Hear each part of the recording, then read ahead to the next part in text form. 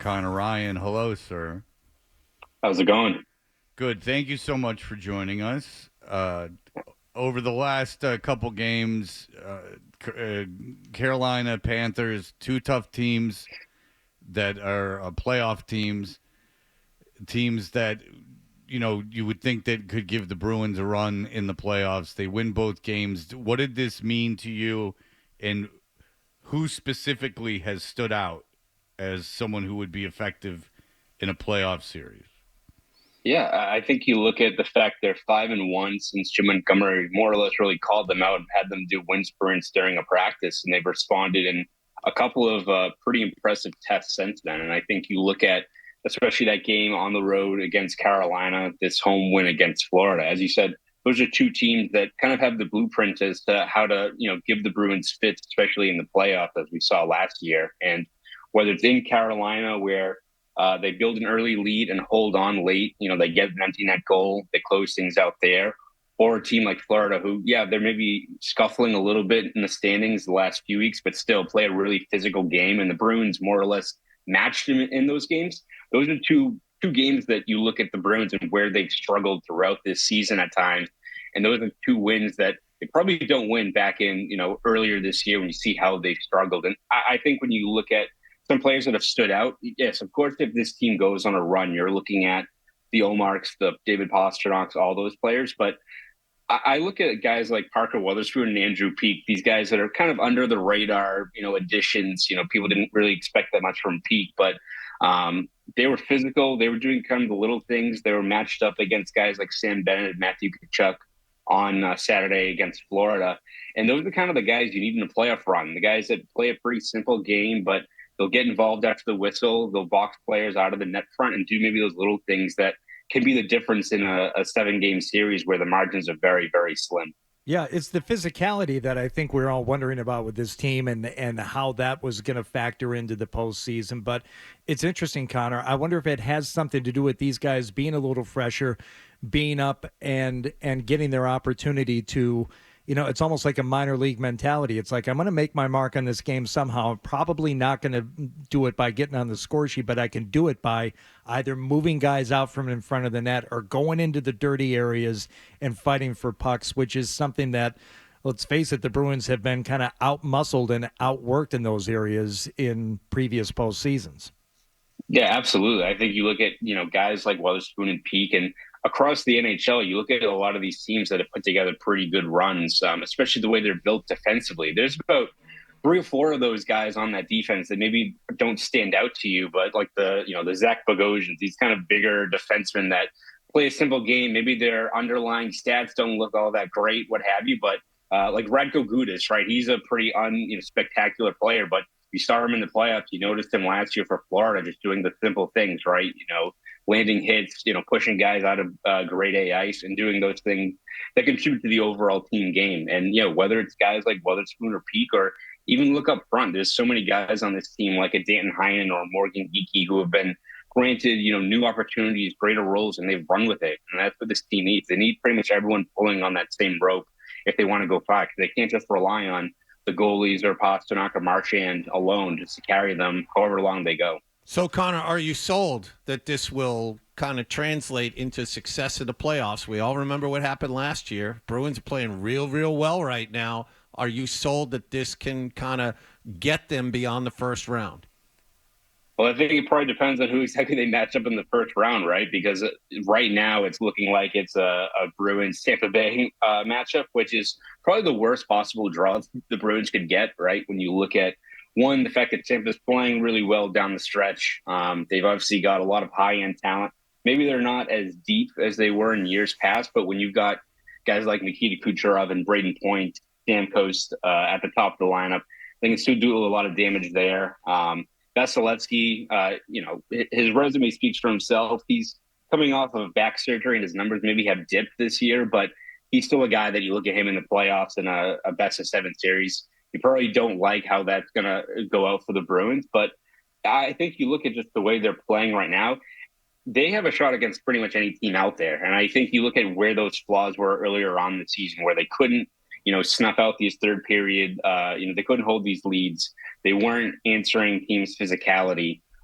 They're playing at a high level right now. And I think you look at how they're going into this postseason as compared to last. Like, listen, we know this is not the same record-setting team as last year, but it felt like that team for the last 6-7 weeks of the regular season were just ready to get to the playoffs, right? They didn't really have a lot of tough matchups down the stretch.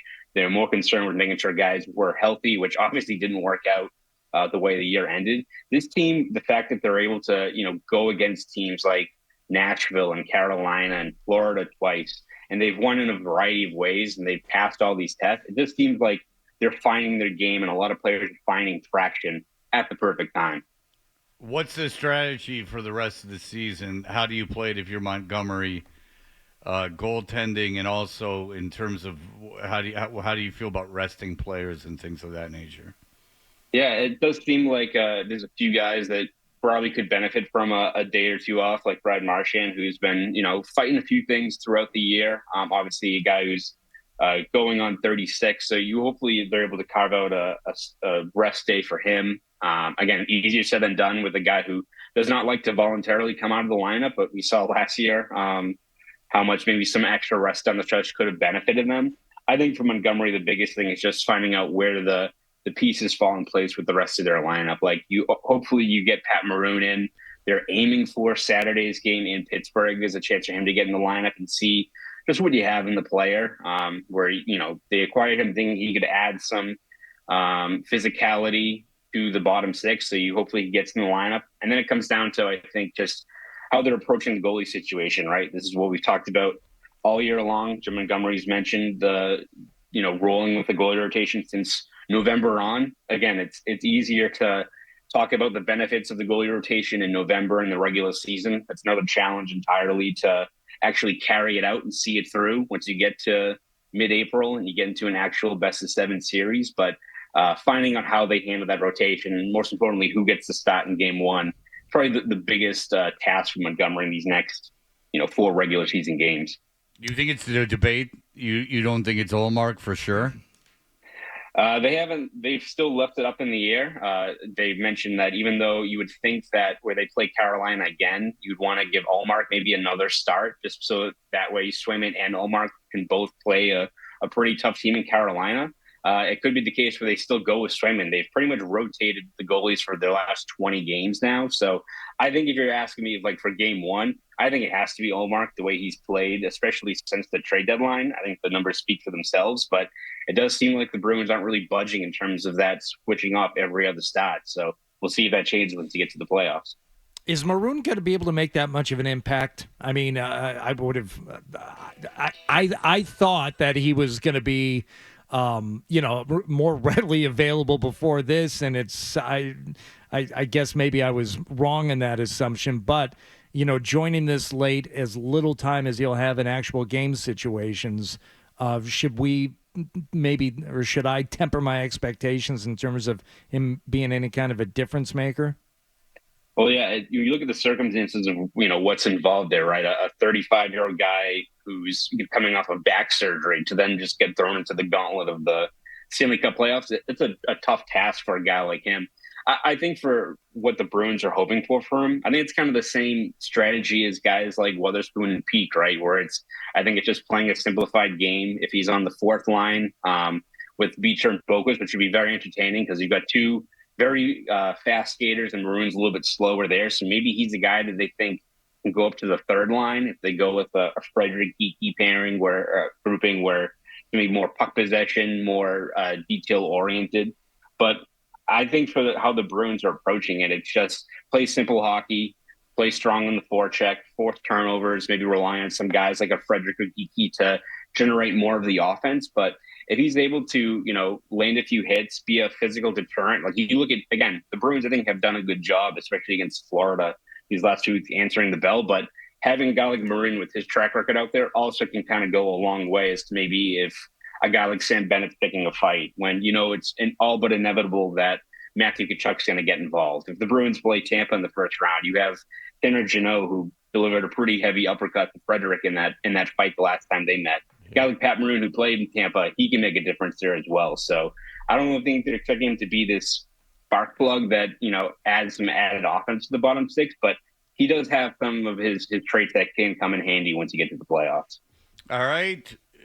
Should be interesting as the NHL playoff format is not ideal, but here we are. Conor Ryan, read him in the Globe. He covers the Boston Bruins. Thank you, sir. Yep. Thanks, guys. Thanks, Connor. All right, we Thanks, Connor. appreciate it. There you go.